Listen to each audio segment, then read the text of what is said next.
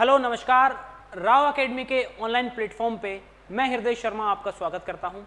हम पिछले कुछ सेशन से हाल ही में जो ट्रेड वॉर टैरिफ वॉर जो चल रहा है उसके कुछ जो अपडेट इश्यूज हैं उनको डिस्कस कर रहे हैं।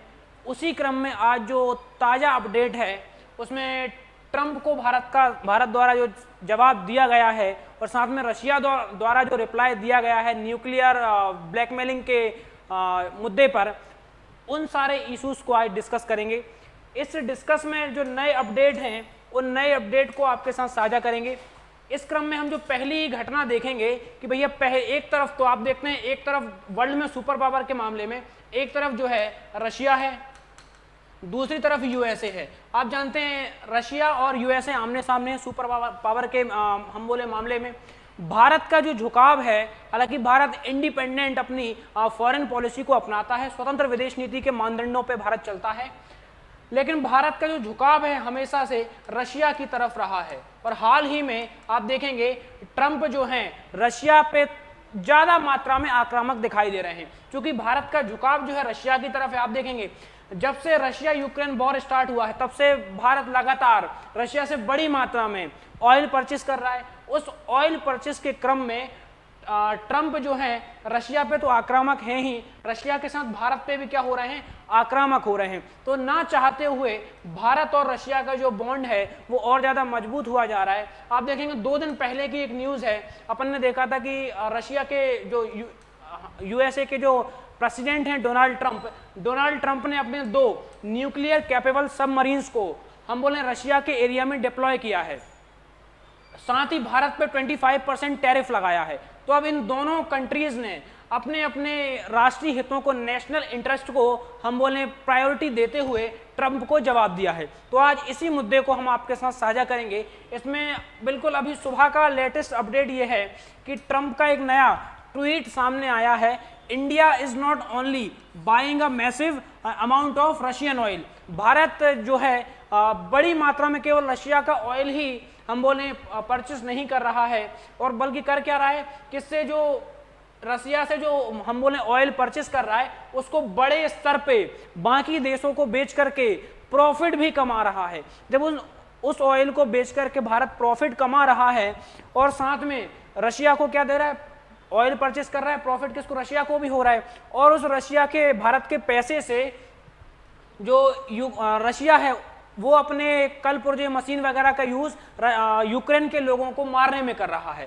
ये कौन कह रहा है, डोनाल्ड ट्रंप कह रहे हैं। और साथ में आपने देखा होगा लेटेस्ट न्यूज है बिल्कुल, जो यूक्रेन के प्राइम मिनिस्टर हैं कौन, या हम बोले प्रेसिडेंट हैं व्लादिमीर जेलेंस्की का सुबह में स्टेटमेंट आया है कि भैया रशिया के जो ड्रोन हैं उन ड्रोन में जो है भारत के हम बोले इंस्ट्रूमेंट का यूज हुआ है। तो कुल मिला के भारत रशिया का सपोर्ट कर रहा है, ऐसा यूएसए और यूक्रेन दोनों मिलकर के कहना चाह रहे हैं।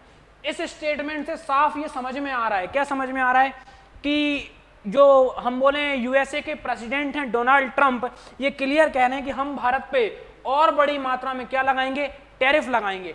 अभी आप देख रहे हैं 25% टैरिफ लगाया हुआ है भारत पे। 1 अगस्त से ये लागू होना था, लेकिन 8 अगस्त तक इसको पोस्टपोन कर दिया है। साथ में ये भी बोला है अभी कि भैया इस 25% टैरिफ को हम क्या कर देंगे, और ज्यादा मात्रा में इंक्रीज कर सकते हैं। आप रशिया से ऑयल परचेस कर रहे हो, इस 25% टैरिफ के साथ आपको पेनाल्टी भी रशिया को देनी पड़ेगी। ये कौन कह रहा है, ये डोनाल्ड ट्रंप कह रहे हैं।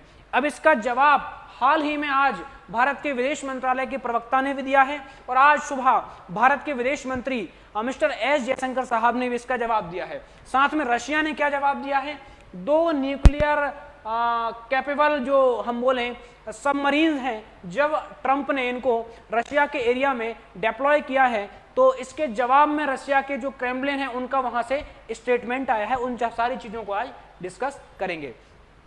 जब इन्होंने ये भारत पे 25% से ज्यादा मात्रा में क्या बोला, हम बोले टैरिफ लगाने का बोला और भारत पे पेनल्टी लगाने के बारे में बोला, तो भारत का बड़ा क्लियर सा स्टेटमेंट है कि भैया हम अपने जो नेशनल इंटरेस्ट हैं, इन नेशनल इंटरेस्ट को क्या देंगे, प्रायोरिटी देंगे, और जो भी हमारे नेशनल इंटरेस्ट के लिए होगा सबसे अच्छा होगा वही हम क्या करेंगे, कदम उठाएंगे। ये भारत ने बहुत सधा हुआ और संतुलित जवाब दिया है। इसके जवाब में आप देखेंगे भारत सरकार की जो विदेश मंत्रालय है, हम बोलें जो भारत सरकार का विदेश मंत्रालय है, इसने भी अपना स्टेटमेंट, ऑफिशियल स्टेटमेंट जारी करते हुए कहा है क्लियरली कि भैया भारत जो है अभी अमेरिका के क्या है, टारगेट पे है, टारगेट पे है।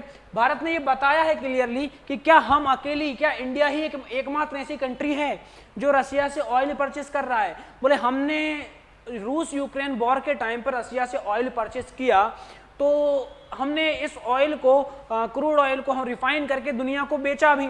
इससे हमने बोल सकते हैं कि भैया दुनिया में ऑयल के दाम को संतुलित करने में हमने हेल्प की है। एक तरफ तो हम बोलें कि रशिया कह रहा है, अच्छा रशिया पे ऑयल परचेस करने पे कभी बैन नहीं लगाया। आप देखेंगे ट्रंप से पहले यूएसए के जो प्रेसिडेंट थे वो जो बाइडेन साहब थे। जो बाइडेन ने ये मानक निर्धारित किया था कि अगर रशिया $60 प्रति बैरल से कम रेट में अगर ऑयल दे रहा है तो आप खरीद सकते हो। ट्रंप जब से आए हैं, ट्रंप ने ये मानदंड में थोड़ा परिवर्तन किया। परिवर्तन क्या किया है कि अगर रशिया $45 प्रति बैरल से के रेट से कम मात्रा में दे रहा है तो आप खरीद सकते हो। मतलब कुल मिलाकर रशिया को ये कम रेट में ऑयल हम बोले सेल करने के लिए दबाव डाल रहे हैं, इतनी सी बात है। तो कुल मिलाकर भारत ने तो ऑयल के जो प्राइस उनको संतुलित करने में हेल्प ही की है।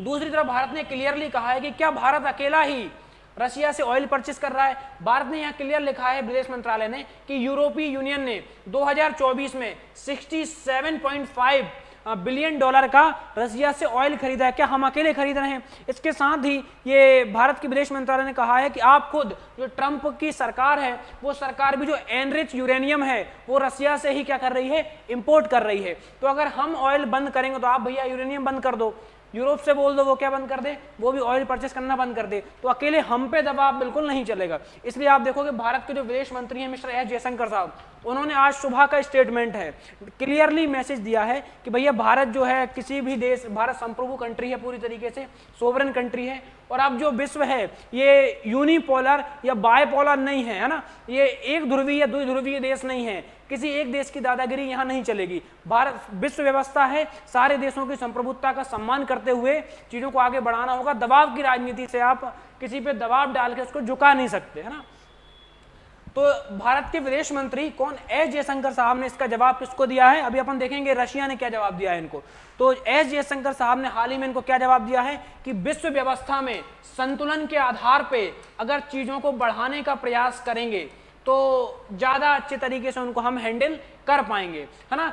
दबाव की राजनीति के माध्यम से, दादागिरी की राजनीति के माध्यम से हम चीजों को मैनेज करेंगे तो चीजें और बिगड़ती चली जाएंगी। ये अपने विदेश मंत्री साहब ने आज का सुबह का स्टेटमेंट है। तो 25% प्लस पेनाल्टी की धमकी किसने दी है, डोनाल्ड ट्रंप ने। इसके जवाब में भारत सरकार ने अपना रिप्लाई दे दिया है। और हाल ही में जो अपने एस जयशंकर साहब, इन्होंने क्या बोला है, not one dominated by a few EM Jaishankar. मतलब इन्होंने क्लियरली बोला है कि भैया आज के टाइम पे कोई एक कंट्री किसी भी, मतलब हम बोले विश्व व्यवस्था को डोमिनेट नहीं कर सकती, सभी देशों का उसमें सहयोग होगा। विश्व व्यवस्था के आधार पे अगर हम चीजों को संचालित या संतुलित करने का प्रयास करेंगे तो ज्यादा उसमें क्या हो जाएगी, आसानी हो जाएगी, है ना। नई विश्व व्यवस्था के आधार पर चीजों को चलाने का प्रयास करेंगे। कुछ लोगों के वर्चस्व से किसी एक हम बोले देश को दबाना या उस पर दबाव डालना ये कहीं से भी न्याय संगत नहीं है, है ना। चलिए, इसके बाद ये चूंकि आज नई दिल्ली में एक सांस्कृतिक कार्यक्रम को संबोधित करते हुए इन्होंने विश्व व्यवस्था सिद्धांत का भी इन्होंने क्या किया है, उल्लेख किया। और साथ में एस जयशंकर साहब ने कहा है कि हमारी सामूहिक इच्छा एक निष्पक्ष और प्रतिनिधित्वपूर्ण वैश्विक व्यवस्था की देखने की है, ना कि कुछ लोगों के प्रभुत्व वाली। मतलब क्लियर है कि अगर किसी एक व्यक्ति के हाथ में सत्ता होगी, एक व्यक्ति जो है डोमिनेट करने का प्रयास करेगा तो ये विश्व व्यवस्था इससे क्या हो जाएगी, खंडित हो जाएगी। और ऐसे मामले में भारत अपने नेशनल इंटरेस्ट को क्या देगा, प्रायोरिटी देगा। और उसी नेशनल इंटरेस्ट को प्रायोरिटी देने के क्रम में ही हम रशिया से क्या कर रहे हैं, सस्ती मात्रा में क्या खरीद रहे हैं, ऑयल खरीद रहे हैं। बोले हमें आप सस्ती मात्रा में दोगे, सस्ती दरों पे दोगे, आपसे भी खरीदेंगे, ठीक है। उन्होंने यह जो टिप्पणी की है वैश्विक व्यापक तनावों के बीच में की गई है। तो इन्होंने क्या कहा है, दबदबे वाली जो राजनीति है या विश्व व्यवस्था है ये अब नहीं चलेगी, है ना, और सामूहिक निष्पक्ष अगर विश्व व्यवस्था है तो उसमें हम भी क्या करेंगे, सहयोग करने का प्रयास करेंगे। ये स्टेटमेंट किसने दिया है, तो भारत के विदेश मंत्री श्री एस जयशंकर साहब ने दिया हुआ है। और साथ में भारत के विदेश मंत्रालय अपना तर्क पहले ही दे चुका है कि हम हमारे लोगों की जरूरतें हैं, हमारे नेशनल इंटरेस्ट हैं, हम हमारे देश के नागरिकों को सस्ती दरों पर तेल उपलब्ध करा पाएं, इसलिए रसिया से सस्ता क्या खरीद रहे हैं, तेल खरीद रहे हैं। साथ में अगर केवल हम ही ऐसी कंट्री होते जो रसिया से ऑयल परचेस कर रहा है तो आप देखो 67.5 बिलियन डॉलर का ऑयल वर्ष 2024 में यूरोप ने परचेस किया है। किससे, रसिया से। जो अमेरिका है ये अपना यूरेनियम की जो अधिकतम मात्रा है ये रसिया से ही क्या करता है, परचेस करता है। तो आप भी उनसे व्यापार कर रहे हैं, यूरोपीय यूनियन भी कर रहा है। अगर आप हम पे ये दबाव डाल रहे हैं कि केवल हम ही उनसे ऑयल परचेस करना बंद कर दें तो ये संभव नहीं है, आपको भी करना पड़ेगा, ठीक है। इसके बाद आपने अभी देखा कि एक तरफ रशिया वाले ये पुतिन साहब हैं, दूसरी तरफ ये ट्रंप है, नोबेल वाले।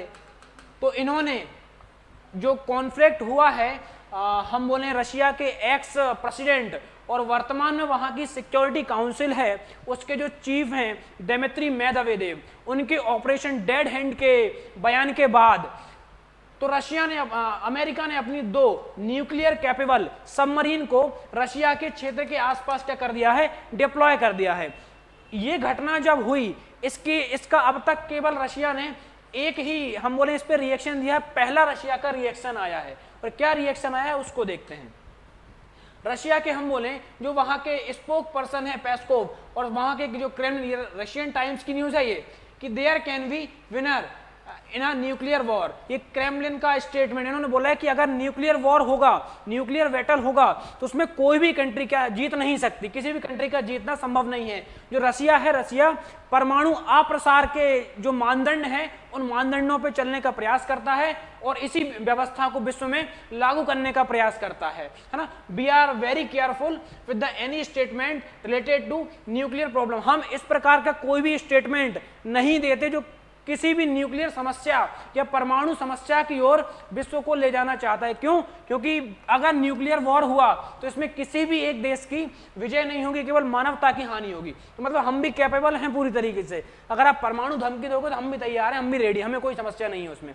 बस ये है कि आप थोड़ा सा संतुलित बयानबाजी करें तो ज़्यादा अच्छा होगा। विश्व व्यवस्था के मामले में उन्होंने कहा भी हाल ही में जो पेस्कोव साहब हैं कि भैया ध्यान रखना कि आपने जो बयान दिया, इनसे पूछा गया था, एक पत्रकार ने प्रश्न किया था कि भैया आपने जो 2 न्यूक्लियर कैपेबल सबमरीन को रशिया के एरिया में डिप्लॉय किया है वो क्यों किया है? तो बोले कि वो इसलिए किया है कि जो रशिया के हम बोले एक्स प्रेसिडेंट रहे हैं दिमित्री मेदवेदेव, उन्होंने ऑपरेशन डेड हैंड का उसको लेकर के धमकी दी हुई थी। तो इनसे जब ये प्रश्न पूछा गया इन्होंने क्लियरली जवाब दिया है कि भैया जो रशिया है, रशिया की जो फॉरेन पॉलिसी है वो पुतिन के अकॉर्डिंग डिसाइड होती है। तो अगर पुतिन कोई बात बोल रहे हैं तो वो शायद रशिया की क्या रहेगी, फॉरेन पॉलिसी रहेगी, ना कि दिमित्री मेदवेदेव जो बात बोलेंगे वो उसके हिसाब से रशिया की फॉरेन पॉलिसी चलेगी। तो आपको पुतिन के स्टेटमेंट पकड़ सकते हो आप, और अगर आप फिर भी दिमित्री मेदवेदेव के स्टेटमेंट को पकड़ के बयानबाजी करोगे तो ये आपकी समस्या है। मतलब आप कुल मिला के हम ट्रंप के जो बयानबाजी उसको बहुत ज्यादा सीरियस नहीं लेते, उसको लेके बहुत ज्यादा हेडेक नहीं पालते हैं। ये कौन कह रहा है? ये वहां के जो क्रेमलिन है वो उनका वहां के स्पोक पर्सन का क्या है, बहुत क्लियर स्टेटमेंट है। तो हाल के समय में जो घटना घट रही हैं उन घटनाओं में यही मुद्दा क्या है सबसे महत्वपूर्ण, इसका जवाब हाल ही में भारत सरकार ने भी दिया है, भारत के विदेश मंत्रालय ने भी दिया है, और रशिया जो गवर्नमेंट है उनका भी इस पर क्या आ चुका है, ऑफिशियली हम बोले रिएक्शंस आ चुका है। तो अब देखते हैं आने वाले समय में इसमें और किस प्रकार की हम बोले परिस्थितियां बनती हैं, भारत किस तरफ से अपने हम बोले एक अलग ऐसा विकल्प खोजता है ताकि रशिया को अधिकतम मात्रा में साधा जा सके और जो अमेरिका है, अमेरिका से जो रिश्ते हैं उनको संतुलित हम बोले बनाया जा सके। तो आगे जो भी घटनाक्रम होंगे उन घटनाक्रमों को इसी माध्यम से हम देखने का प्रयास करेंगे। तो आज इस खबर को यहीं खत्म करते हैं। धन्यवाद, थैंक यू, जय हिंद।